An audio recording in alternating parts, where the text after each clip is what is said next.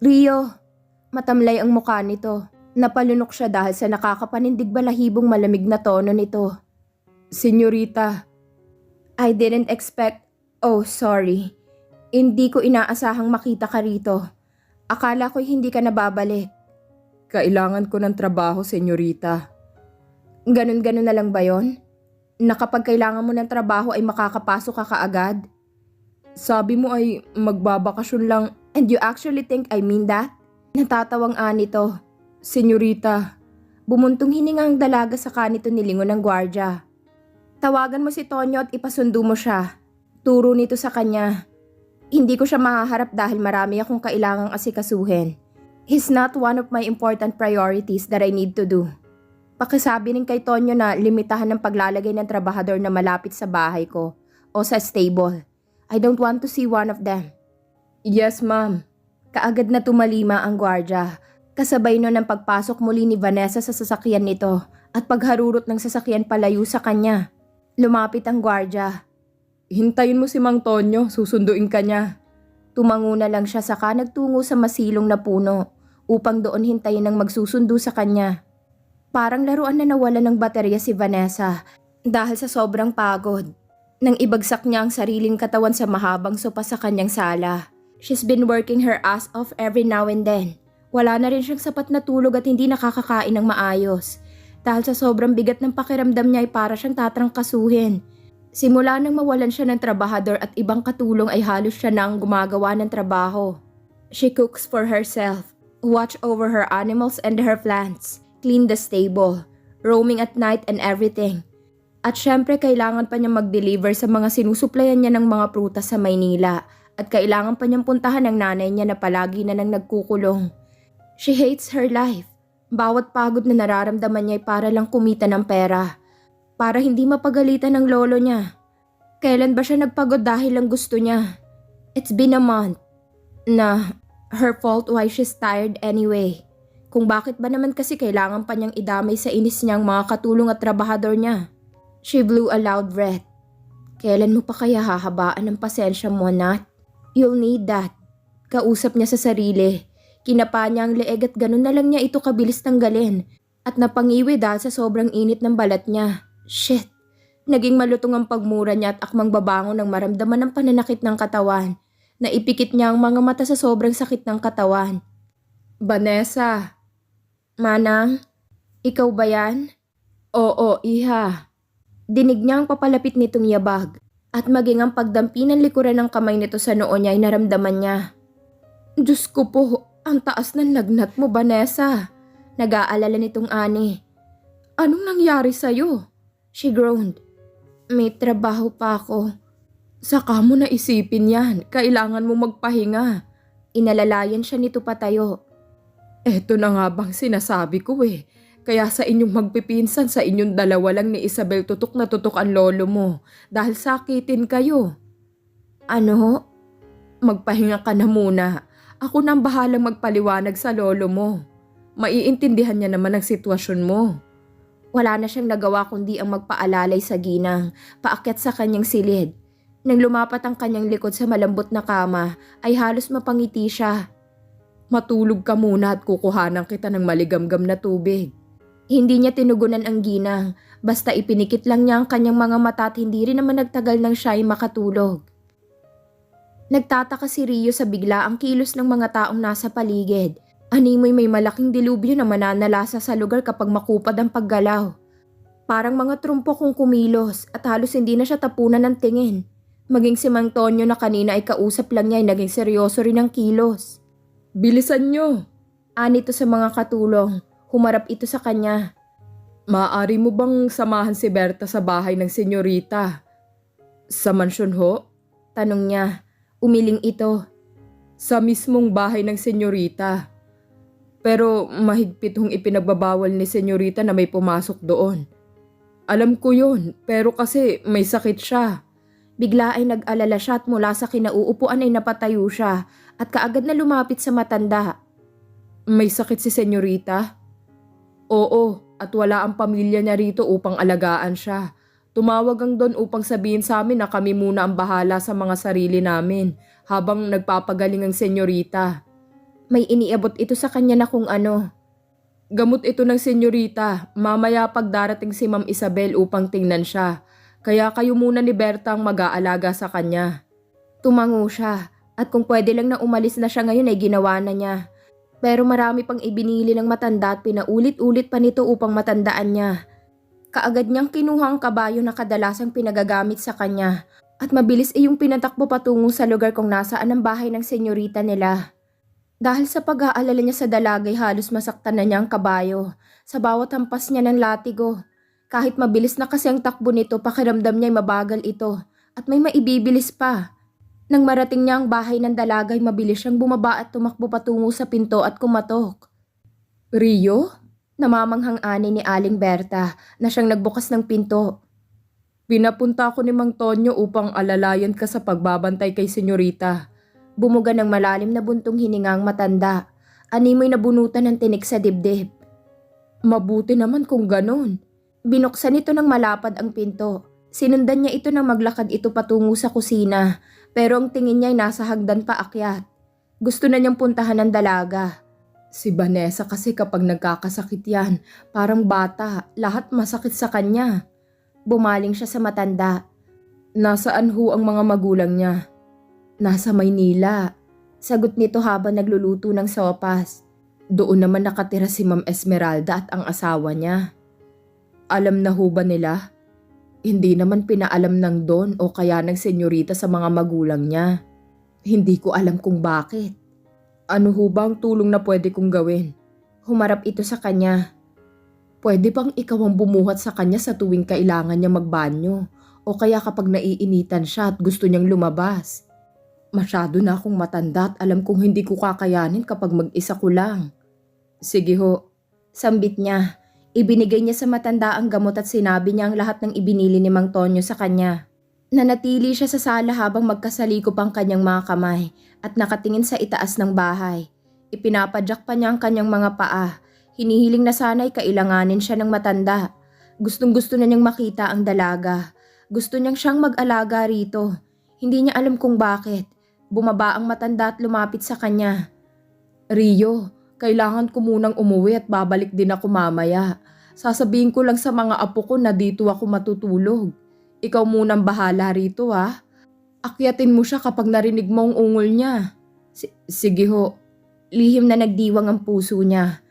Ako na ho ang bahala. Sige, maiwan muna kita.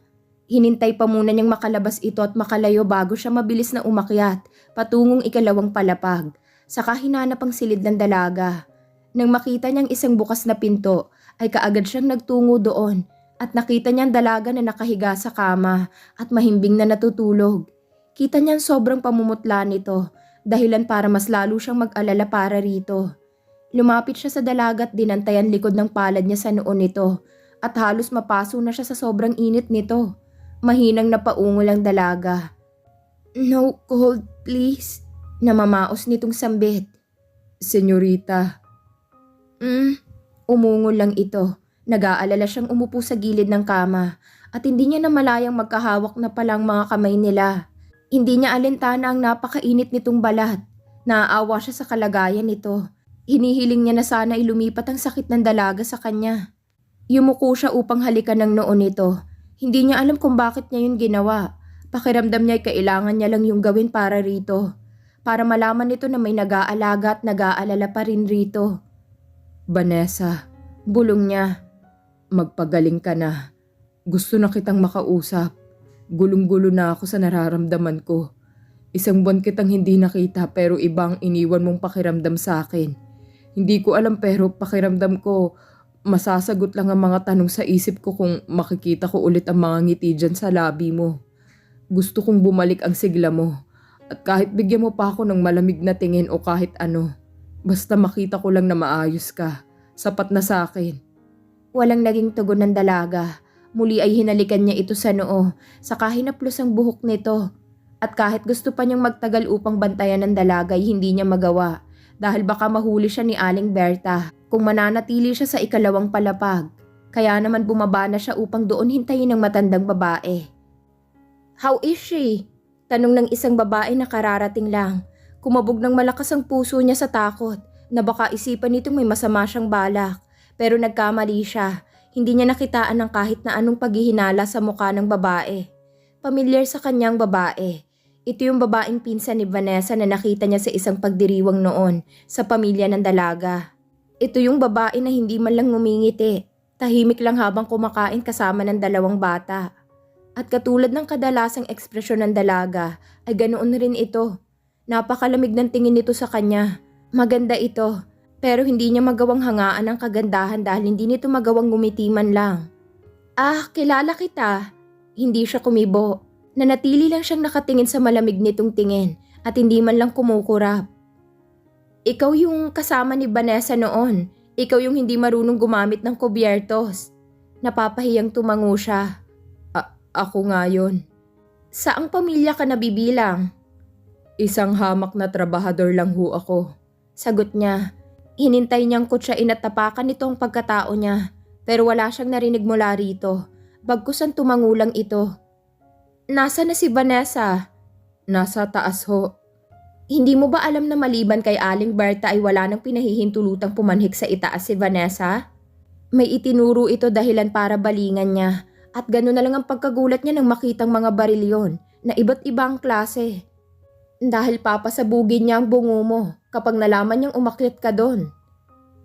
Pasensya na ho. Drop the ho, will you? Anito na hindi pa rin nagbabago ang ekspresyon kahit na nakakunot na ang noo. Hindi pa naman ako matanda, mukhang magkaedad lang naman tayo. At kahit na mas matanda man ako, hindi pa rin naman dapat na gumalang ka sa akin. Pasensya na, hindi kasi ako sanay na hindi gumagalang. Well, you've been taught well, but I don't like it. Pasensya na, hindi ako nakakaintindi ng Ingles. Hindi na ito nagsalita pa. Naglakad na ito paakyat at nilampasan lang siya. Sinundan niya ng tingin ng babae hanggang sa hindi na niya ito makita. Sakto naman ang pagdating ni Aling Berta. Nandyan na ba si Senyorita Isabel? Oho, kararating lang. Animoy nabunutan ng tinik ang ginang sa ginawa nitong pagbuntong hininga. Salamat naman kung ganun. Halika, igigiyak kita sa iyong tutulugan. Nangunot ang kanyang noo sa uri ng pakikipag-usap nito sa kanya. Pero hindi niya yun pinagtuunan ng pansin at sumama na lang siya sa matanda hanggang sa makarating sila sa isang silid na sa tingin niya ay hindi nakalaan para sa isang kagaya niya. Magandang silid, kagaya ito ng silid ng dalaga sa itaas, pero hindi matingkayad ang kulay ng bawat telang naroroon. Lahat ay madilim ang kulay at hindi nagawang paliwanagin ng ilaw sa gilid ng kama. Ang ilaw sa kisame naging dahilan ng kaunting liwanag sa silid at dahilan para makita niya ng buo ang kabuuan nito. Tulad ng sa mansyon ay mga antik ang bawat bagay na makikita niya. Ang mga libro at banga na ceramic ay halatang ilang siglo nang dinaanan. May dalawang malalaking larawan ng isang magandang babae na mukhang dayuhan at halatang nanggaling sa kasaysayan. Pinakatitigan niya ang isang larawan na buo ang katawan. Kahawig nitong babaeng nakita niya kani-kanina lang. Ngunit ang kulay ng buhok ay kagaya ng kay Vanessa. Kakaibang kasuotan nito. Hindi ito yung sinasabing pambansang kasuotan ng Pilipinas. Ang mga sofa ay makaluma din ang estilo. Maging ang kama na pareho ang kulay. Walang kahit na anong makabago sa loob. Pasok ka, anang ginang habang inaayos ang kabrekama.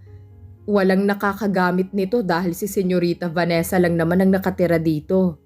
Pero ang mga gamit na narito ay pagmamayari ng lola nila na pumanaw na. Gusto kasi ni Senyorita na ilagay dito para kahit na papaano ay meron siyang alaala sa lola niya. Natigilan siya. Pumanaw na? Hindi ho kaya ako multuhin? Natatawa ang ginang. Hindi, ano ka ba? Mabait ang don niya. Hindi siya katulad ni Don Lucio na kapag sinumpong parang bagyo kung manindak. Si Donya mabait na mabait. Parang si Senyorita Anisha o kaya si Senyorito Everest. Tumango na lang siya. Ang matanda ay wala pa ring tigil sa pagkikwento. Alam mo bang bata pa lang ako, teenager na sila Don Lucio at Donya. Nasubaybayan kong buhay pag-ibig nila. Hindi sila parehong nag-aral dito sa Pilipinas. Pero dito sila sa rancho nagtatambay kapag pumaparito sila sa Pilipinas. Bata pa lang kasi sila ay pinagkasundo na sila sa isa't isa. At hindi tulad ng mga ibang ipinagkakasundo, silang dalawa mahal na mahal nilang isa't isa. Sinubukan din nila yun sa mga anak nila, pero ibang kinahinatnan. Ano hong kinahinatnan? Katismosa naman ng matandang ito. Walang pagmamahal dahil sa pilitan. Anito, Kaya ngayon, ang gusto ni Don Lucio para sa mga apo niya ay yung mga taong magmamahal talaga sa kanila ng tapat. Kaya hinayaan niya na sila mismong humanap ng mapapangasawa nila. Gusto niya na matulad ang mga apo niya sa buhay pag-ibig nila ni Donya. humarap ito sa kanya. O siya, magpahinga ka na. Gigisingin na lang kita bukas. Sige ho. Lumabas ang matanda sa kanito sinara ang pintuan. Nag-aalangan naman siyang umupo o humiga sa kama dahil baka magmulto ang Donya kaya naman sa mahabang sofa siya nahiga. Nakatanaw siya sa kisame nang pumasok muli sa isip niya ang dalaga. Hindi din siya nakatulog sa buong magdamag dahil nag-aalala siya sa kalagayan ng dalaga. Bumangon siya saka tumingin sa orasan na nakadikit sa pader.